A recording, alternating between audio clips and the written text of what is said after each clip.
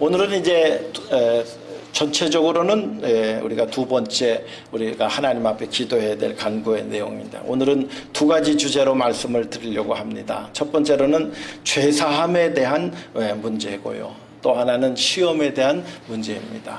우리가 예수 믿는 사람들이 죄사함의 문제를 우리가 두 번째로 여기에 놓은 것은 무엇이냐면, 사람이 여기 마태복음 6장 12절에 보니까 우리가 우리에게 죄 지은 자를 사하여 준 것 같이 우리 죄를 사하여 주세요 라고 얘기하고 있습니다. 첫 번째로 우리가 먹고 사는 일이 육신의 생명과 관련되어 있는 일이라고 한다면, 죄 사함의 문제는 하나님과의 관계성에 있어서 그 생명력을 지속하는 문제와 우리가 관련이 있다, 이렇게 말씀을 드릴 수가 있습니다.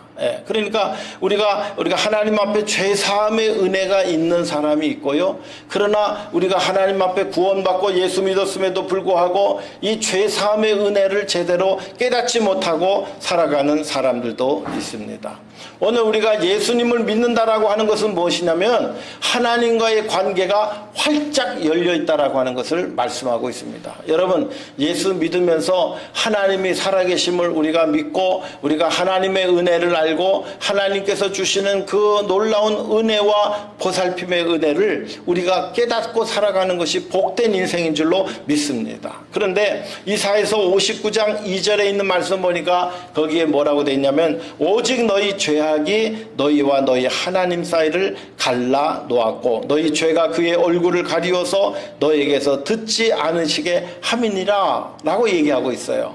이 말씀은 무엇이냐면, 오늘 우리가 죄를 지닌 채 회개하지 않고 살아가게 되면 하나님과의 관계가 단절된다는 거예요. 또 우리가 이 죄를 가지고 그대로 끌고 가면 우리가 열심히 하나님 앞에 기도해도 하나님께서는 그 사람의 기도를 듣지 않으시겠다라고 말씀하고 있어요. 그래서 여러분들, 우리가 하나님 앞에 기도할 때 기도의 순서가 있습니다.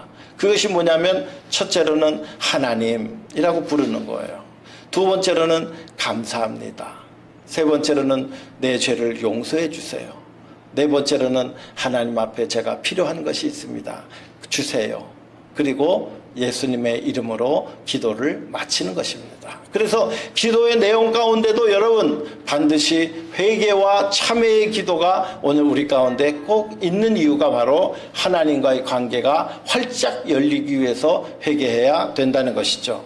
우리가 예배에 앞서서도 회개와 참회의 기도를 하고 있습니다. 여러분, 우리가 죄 지은 채로 우리가 성례전에도 또 우리가 성찬식에 임할 때도 회개하고 난 뒤에 성찬식에 참여합니다. 그것은 우리가 죄를 지은 채로 성찬에 참여하는 것은 우리 자신의 죄를 먹고 마심이라고 말씀하고 있기 때문에 그랬습니다. 그래서 우리가 회개의 은혜를 깨닫지 못한 사람들은 하나님의 은혜를 받고도 그 은혜가 우리 가운데 열매 맺지 못하게 됩니다. 우리가 회개할 마음이 없는 사람들은 하나님의 말씀을 듣고도 성전을 떠나가는 즉시로 그 말씀이 다 잃어버리게 되는 것을 알 수가 있습니다. 그렇기 때문에 오늘 우리가 우리의 영적인 생명력을 지속하기 위해서는 내 안에 있는 죄를 하나님 앞에 우리가 깨닫게 해주시는 대로 우리가 회개할 줄 아는 마음을 가지고 사는 것이 중요한 것이죠.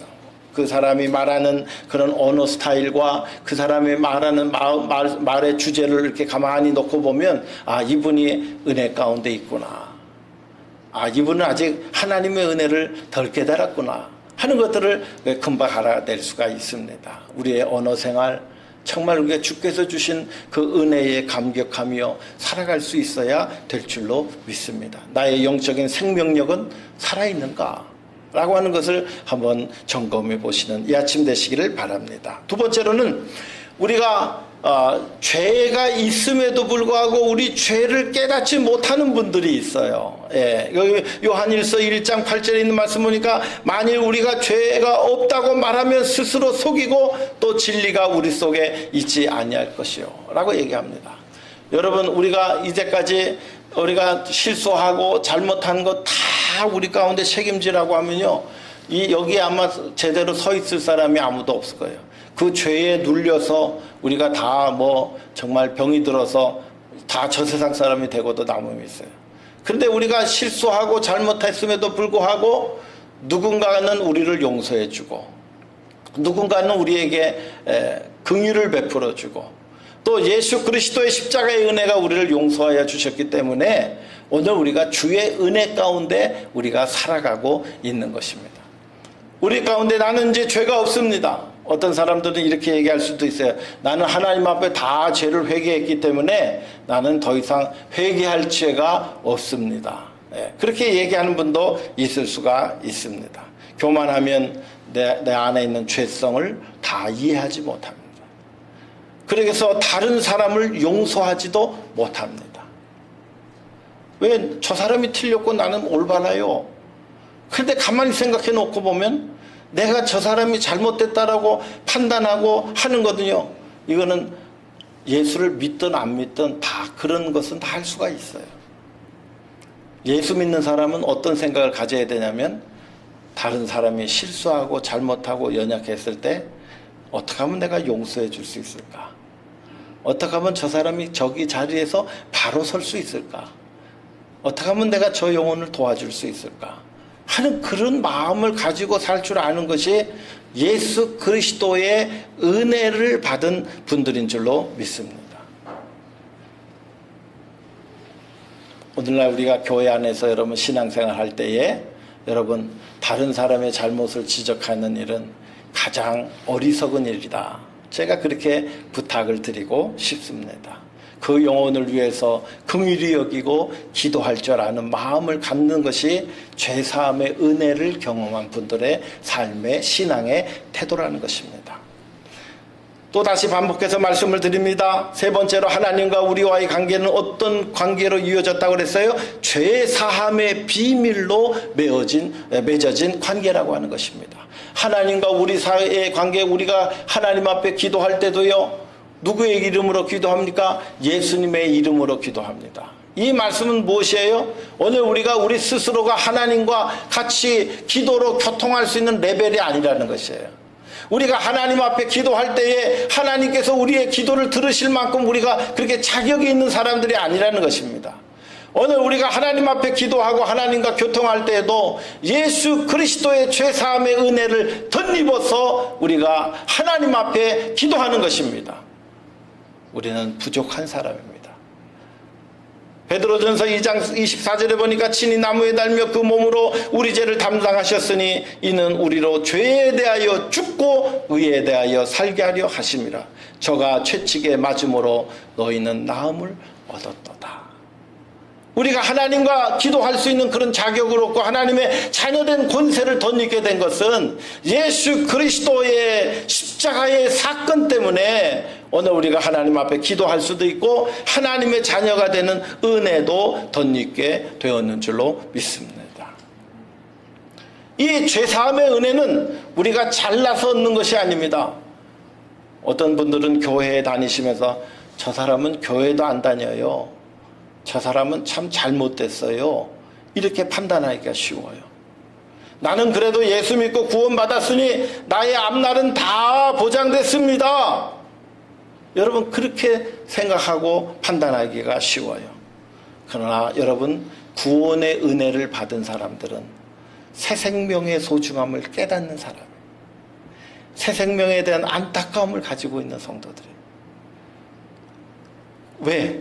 우리가 구원받은 것도 거저주시는 하나님의 은혜로 받은 것이기 때문에 그렇습니다. 너희가 그 은혜를 인하여 믿음으로 말미암아 구원을 얻었나니 이것이 너희에게서 난 것이 아니요 하나님의 선물이라고 말씀하고 있습니다. 그런데 오늘 성경에 있는 말씀 보니까 우리가 우리에게 죄를 용서하여 주는 것 같이 우리의 죄도 용서하여 주세요 라고 얘기하고 있어요. 이 본문 말씀을 보면 마치 우리가 다른 사람의 죄를 용서해 주는 것이 우리의 죄 사함을 받는 것에 대한 전제 조건인 것처럼 나오고 있습니다. 그러나 문법상으로 놓고 보면 우리가 다른 사람의 죄를 속량한 그런 일들이 있는 것처럼 하나님 우리의 죄도 용서해 주시기를 바랍니다 라고 하는 것입니다. 여기서 다른 사람들에게 지은 죄를 용서해 주었다고 하는 이 죄라고 하는 것은 채무관계를 갚지 않아 생긴 죄를 말하고 있습니다. 성경에 예수님의 비유 가운데 보면 1만 달란트를 빚진 자에 대한 이야기가 나오고 있습니다. 어떤 사람이 주인에게 1만 달란트를 빚졌는데 왜 안 갚냐 물어보니까 제가 곧 갚겠습니다. 그러나 그 사람의 형편과 처지를 놓고 보니까 갚을 능력이 없어요. 여러분 1만 달란트는 6조 원에 해당됩니다. 6조 달러. 또 한 달란트는 6억 달러에 해당됩니다. 그러니까 6조 달러에 해당되는 이런 돈을 갖다가 어떻게 갚습니까? 한 사람의 개인. 그래서 주인이 그것을 탕감해 주었다라고 이야기하고 있습니다. 그런데 이 탕감받은 사람이 길거리를 지나가다가 100데나리온 이제 적게 자기보다 훨씬 적게 빌려간 사람이 이제 돈을 안 갚으니까 그 사람을 옥에 가두고 돈 갚을 때까지 나올 수 없다 그러고요. 그렇게 아주 그 악질적으로 행동했다는 거예요. 그 얘기의 말씀의 비유는 무엇이에요? 우리가 하나님 앞에 큰 용서를 받은 죄인으로 살아가는데 다른 사람이 조금 실수하고 잘못했다고 그 용서할 줄 모르고 그 덮어줄 줄 모르고 그 지적하고 잘못했다고 그러고 분노하고 하는 그런 일들은요, 우리가 예수 믿는 은혜 받은 죄사함의 은혜를 받은 자의 삶의 모습은 아니라고 하는 것입니다. 여러분, 우리가 다른 분들의 잘못과 부족함을 봤을 때 간절함으로 우리가 울고 기도할 수 있으면 그분은 하나님의 거룩한 성도인 줄로 믿습니다. 내가 다른 사람의 잘못 때문에 내 마음에 울음이 안 나오고 간절함이 없고 안타까움이 없다면 여러분 그런 마음을 달라고 기도해 보시길 바랍니다. 내가 다른 사람의 잘못을 지적하여 이 사람이 고칠 수 있다고 생각하는 것은 악한 자의 유혹인 것입니다. 여러분 결혼 생활도 다 해보셨죠? 내가 말한다고 남편이 바뀌고 아내가 바뀝니까? 자녀가 바뀝니까? 절대 바뀌지 않습니다. 사랑의 주어야 바뀝니다. 두 번째로는 시험에 대해서 오늘 말씀을 드리려고 합니다. 우리로 하여금 시험에 들게 하지 마세요. 우리가 신앙생활 하다 보면 시험에 들게 마련입니다. 그러나 교회에서 당하는 그런 시험은 크게 세 가지 경우가 있습니다. 첫째로는 자신 때문에 오는 시험이 있는데요. 야고보서 1장 15절에 있는 말씀 보니까 욕심이 잉태한 즉 죄를 낳고 죄가 장성한 즉 사망을 낳느니라. 내 사랑하는 형제들아 속지 말라라고 얘기합니다. 사람이 뭐 때문에 죄를 짓는다고 그래요? 욕심이 잉태하면 죄를 낳는다는 거예요. 우리 사람이 가지고 있는 가장 안 좋은 것 중에 하나가 뭐냐면 이기심과 자존심입니다. 이기심과 자존심을 우리가 깨트리지 못하면 바른 신앙생활을 할 수가 없고요. 이분은 예수님 오실 날까지 나 때문에 시험 들어요. 내 안에 있는 욕심 때문에 내가 내려놓지 못한 자존심 때문에 이 사람은 끊임없이 시험에 빠지게 됩니다. 욕심이라고 하는 것은 단순히 무엇인가를 원하는 것을 넘어서 도에 지나쳐 탐욕스럽게 집착하는 상태를 의미하고 있습니다. 우리를 가장 망하게 하는 것은 자존심이에요. 하나님 앞엔 자존심이 없는데 사람 앞에서는 자존심을 세우려고 그래요. 우리가 자존심을 내려놓을 줄 아는 마음을 갖는 분은 가장 지혜로운 분이에요. 속지 말라는 것이에요. 어떤 사람은 교만하게도 하나님 앞에서도 자존심을 거는 사람이 있어요. 하나님 난 그렇게 가지 못합니다. 나중에 나옵니다. 그래서 오늘 만연하고 있는 이 육신의 정욕의 문제는 우리가 유혹을 이렇게 받았을 때 참 저 좋겠다. 이게 유혹을 이렇게 바라보는 단계. 그리고 그 유혹을 은근히 즐기게 됩니다. 덥석 물고 그 유혹 속에 빠지게 되는 겁니다. 그리고 그 유혹에 이끌려 나가게 되는 거예요. 거짓말하고 변명해도 소용이 없습니다. 이 사람의 그 삶과 그 자세를 보면 그냥 어떤 사람들이 그 산에 가서요 아름다운 꽃이 있으면 다 이렇게 꺾고 오고 싶은 사람은 이게 욕심이 있는 사람이에요. 그를 보고 즐기고 감사하고 하나님 앞에 찬양할 수 있으면 이 사람은 그냥 감사한 일이에요. 예. 그러나 모든 것이 다 우리 집에 다 갖다 놔야 적성이 풀리는 사람이 있어요. 우리가 보면 주방에서 가장 시험이 많이 들어요. 어떤 사람 보면 다른 사람보다 더 많이 이렇게 아이고 한 끼 더 먹으면 좋겠다, 이런 마음으로 다른 사람보다 더 열심히 가져가려는 분도 있어요. 그러면 우리가 마음속에 그것도 우리가 때로는 안타까운 일이지만 왜 가져가냐고 얘기하는 것도 또 이거 더 안타까운 일이에요. 그죠? 그러니까 오늘 우리가 살아가면서 그런 아주 자질구레한 아주 그 사소한 일에 대해서 서로 감정적으로 상처 입고 상하고 지적하게 되고 그렇게 하는 일들이요, 오늘 우리가 마귀가 그런 아주 사소한 것을 타고 들어와서 우리의 감정을 상하게 한다. 그 이유가 뭐예요? 내 자존심을 건드리고 내 가치관을 건드리고 내가 가지고 있는 내 이기적인 욕심을 누가 지적질하고 건드릴 때 그저 칵 튀어나옵니다. 그것 때문에 시험 들어요. 그 내려놓지 않으면 우리는 정말 끊임없는 그런 거 시험 가운데 빠지게 됩니다. 인간적인 육신의 정욕은 인간관계도 단절시킵니다. 야고보서 4장 1절 말씀 한번 보겠습니다. 우리가 다 같이 한번 읽어볼까요? 시작. 너희 중에 싸움이 어디로부터 다툼이 어디로부터 나느냐? 너희 지체 중에서 싸우는 정욕으로부터 나는 것이 아니냐라고 그렇게 이야기하고 있습니다. 그래서 우리가 교회 안에서나 우리가 세상적으로 살 때에 우리가 싸움이 나고 다툼이 나고 생겨나는 것은 그는 상대방이 잘못하는 경우도 물론 있겠지만은 그러나 대부분이 내 안에 있는 육신의 정욕 때문에 인간관계도 단절되기가 쉽다는 거예요. 나이가 드시고 연세가 드실수록 우리가 생기는 안 좋은 버릇이 있어요. 그게 뭐냐면 노여움을 타는 거예요. 예. 그래서 우리가 젊은이들로부터 소외될 때가 많아요. 그리고 내 위치가 자꾸 낮아지고 멀어진다고 생각이 드실 때가 많아요. 그러나 여러분 정말 젊게 사시는 비결은 뭐냐면 하나님의 마음을 품고 살아가는 것이 젊어지는 거예요. 할렐루야. 제가 말씀을 드렸죠. 여호와라고 하는 이름의 뜻은 무엇이라고 그랬어요? 그것은 우리 하나님의 성품과 은혜와 긍휼이라고 한 뜻 안에는 어머니의 모성의 모태를 말하는 단어라고 그랬어요. 그리고 하나님이라고 한 이름의 뜻은 사역형으로 읽으면 내가 만물을 지탱해 주는 자라고 그랬어요. 그러니까 우리가 하나님의 그 마음을 품게 되면은 어머니의 모성애로 다른 사람을 품어줄 수 있는 마음을 갖게 되는 줄로 믿습니다. 또 우리가 하나님의 마음을 갖게 되면 모든 사람들을 후원하고 지지해주고 격려해주는 자로 우리가 바뀌게 되는 줄로 믿습니다.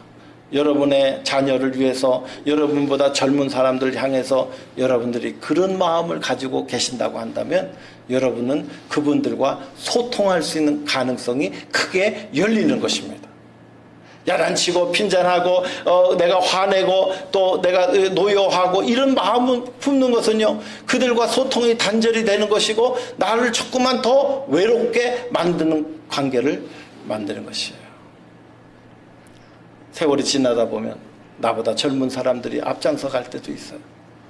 그러나 잘 못하면서도 앞장서 갈 때도 있어요. 그렇지만은요, 앞장서 가는 것을 격려해 줘야 돼요. 그리고 이렇게 하면 더 좋지 않을까? 또 지원도 해주고 후원도, 내가 도와줄 것이 없어? 하고 또 그렇게 말해주는 것도 지혜로운 방법 중에 하나입니다. 저는 목사님들 모임도 이렇게 있습니다만은 이제 저도 이제 아주 우리 지방에서도 최고로 일찍 안수를 받은 측에 속합니다. 그 젊은 사람들이 일을 다 해요. 그러면 이제 전에는 제가 앞장서서 일했지만 지금은 이제 뒤로 이렇게 물러나서 있습니다. 그러면서 내가 뭐 도와줄 곳이 없니? 내가 뭐 밥 한 끼라도 내가 사줄 일 있으면 내가 사주겠다. 그렇게 제가 얘기하고 뒤로 물러나 있습니다. 그러니까 오늘 우리가 살아가는 것도 삶의 지혜가 필요한 것이죠. 내 마음의 육신의 정욕 가운데 머무르게 되고 내가 가지고 있는 경험과 내가 가지고 있는 지식과 내가 가지고 있는 연륜으로 우리가 젊은 사람과 상대해 보면 우리가 훨씬 나을 때가 많아요. 그러나 우리가 다른 사람들을 배려할 줄 아는 성숙한 지혜가 오늘 우리 가운데 필요한 줄로 믿습니다. 교회 생활하다 보면 세 번째로 하나님 때문에 시험 든다고 하는 분들이 있어요. 이것은 좀 더 구체적으로 얘기하면 교회의 말씀, 교회의 전통 이런 것들 때문에 우리가 시험 들기가 쉽습니다. 성경 창세기 22장에 있는 말씀 보니까 거기에 뭐라고 되어 있냐면은 한번 다 같이 22장 1절과 2절 다 같이 한번 읽어보겠습니다. 시작. 그 이후에 하나님이 아브라함을 시험하시려고 그를 부르시되 아브라함아 하시니 그가 가로되 내가 여기 있나이다. 여호와께서 가라사대 내 아들 내 사랑하는 독자 이삭을 데리고 모리아 땅으로 가서 내가 내게 지시한 한 산 거기서 그를 번제로 드리라. 그렇게 하셨어요. 오늘 성경에 보니까 하나님도 시험하시네요. 그렇게 얘기하고 있어요. 이것은 템테이션이 아니에요. 유혹이 아니고 이거는 테스트입니다. 하나님께서 우리에게 시험하신다라고 할 때 우리의 믿음을 테스트하시기 위해서 오늘 우리가 그 테스트는요, 그 훈련 과정을 넘으면 더 성숙해지는 과정으로 가요. 그러나 유혹이라고 하는 것은 뭐냐면 나의 육신의 욕심 때문에 그 잘못하면 나락으로 떨어지는 것을 말하는 거예요. 그래서 하나님께서 아브라함의 믿음을 시험하시기 위해서 내 사랑하는 아들 독자까지도 내게 한번 바쳐봐라. 그래서 이 아브라함이 새벽 일찍이 이제 그 아들을 데리고 모리아 산으로 가서 이제 아들을 바칩니다. 그리고 하나님의 말씀에 순종하기 위하여 칼을 들어 아들의 목숨을 해하려고 했을 때에 아브라함아 알아봐라. 내가 이제야 내가 나를 사랑하는 줄을 알았노라 라고 얘기하고 계십니다. 여러분, 우리가 정말로 하나님 앞에 축복받는 그런 가장 중요한 비결은 뭐냐면 이 세상의 어떤 것보다 하나님을 사랑하고 하나님의 말씀에 순종할 줄 아는 믿음의 결단과 각오가 있는 자를 향하여 하나님께서 축복해 주시는 줄로 믿습니다. 여러분, 제가 다 놓고 말씀드립니다. 하나님보다 나를 더 사랑하고 하나님보다 자녀를 더 사랑하고 하나님보다 물질을 더 사랑하면 하나님의 축복을 경험할 수가 없습니다. 하나님을 최고로 사랑해 보세요. 나보다 더 사랑해 보고 자녀보다 더 사랑해 보고 정말 이 세상의 어떤 물질보다도 하나님을 더 사랑할 줄 아는 믿음의 결단들이 있을 때 하나님께서 그런 사람들에게 하나님께서 축복해 주실 때 하나님도 영광이고 그리고 우리도 영광이 되는 줄로 믿습니다.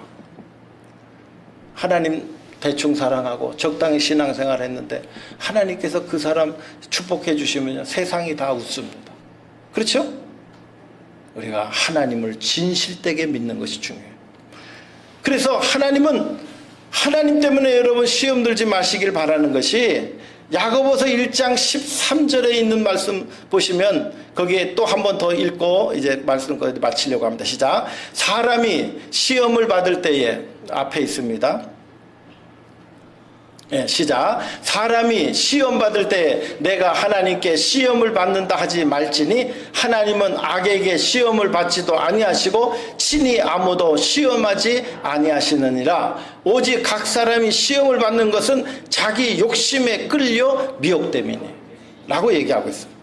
그리고 오늘 우리가 살아가면서 하나님이 나를 시험하시는 게 아니고 내 욕심 때문에 하나님의 말씀에 순종하지 못하고 있다는 사실입니다. 여러분, 시험은 고린도전서 10장 13절에 있는 말씀 보니까 사람이 감당할 시험밖에는 너희에게 당한 것이 없나니 하나님은 신실하셔서 너희가 감당치 못할 시험당함을 허락지 아니하시고 시험당할 즈음에 또한 피할 길을 내사 너희로 능히 감당하게 하시느니라. 할렐루야. 아멘. 여러분, 시험당할 때에 여러분 용기 내세요. 하나님 피할 길을 주시고 시험을 이길 수 있게 해주세요. 용기 있게 해주세요. 이것을 감당할 수 있는 마음과 믿음이 생기게 하여 주옵소서. 여러분, 시험은 다 넘어가게 되는 하나님이 그런 하나님을 의지하고 하나님을 신뢰하고 하나님 앞에 그 문제를 가지고 기도하면 하나님께서 반드시 그 시험 당하는 것을 넘어가게 하신다. 또 더 감사한 건요, 넘어가야 성숙해지는 거예요. 넘어가지 못하면 어린아이 신앙에 머물러 앉아있게 된다는 것이죠. 마지막 말씀을 드립니다. 야고보서 1장 12절에 있는 말씀 보니까 시험을 참는 자는 복이 있나니 이는 시련을 견디어 낸 자가 주께서 자기를 사랑하는 자들에게 약속하신 생명의 면류관을 얻을 것이기 때문이라. 아멘. 여러분, 시험도 당하는 것은 어렵고 힘들고 마음에 상처가 있고 감정의 상함이 생깁니다. 그러나 그것을 참을 수 있는 자가 어떤 자예요? 복된 자예요. 그리고 믿음을 굳게 지키는 자에게 하나님께서 생명의 면류관을 약속하고 계시는 줄로 믿습니다. 시험 당하는 것은 어렵고 힘든 일이지만 그것을 잘 이겨냈을 때 주시는 하나님의 영광이 저와 여러분 가운데 있는 줄로 믿습니다.